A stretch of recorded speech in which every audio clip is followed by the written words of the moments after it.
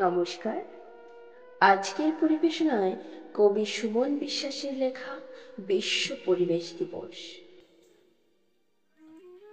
5 June হলো পরিবেশের দিন।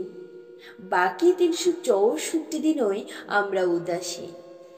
জেনেভা, রিও, কিয়োটো কিংবা মন্ট্রিলে আলোচনা শুধু থেমে যায় চায়ের টেবিলে। এক দেশ খুঁজে বেড়ায় অন্য দেশের ভুল। পরিবেশ বিজ্ঞানীরা ছেড়েন মাথার চুল। গ্রিনহাউস গ্যাসে ভুলক যাচ্ছে ভরে, রাষ্ট্রের দোষ ঢাকা পড়ে শুধু টাকার জোরে।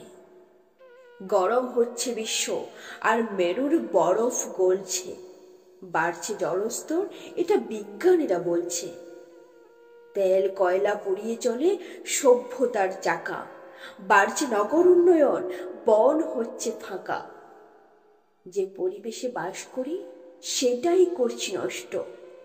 জ্ঞান পাপীরা তাও বুঝে না বসুন্ধরার কষ্ট। গাছ বাঁচলে বাঁচবে জীবন, বাঁচবে পরিবেশ। শিশুর বাসযোগ্য হবে পৃথিবীর সব দেশ।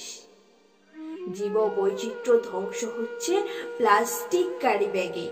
এই পৃথিবীর কল্যাণ তাই প্লাস্টিক ত্যাগে। আসুন সবাই গাছ লাগাই, গাছ বাঁচিয়ে রাখি। বসুন্ধরার বুকে সবাই মিলেমিশে থাকি। নমস্কার।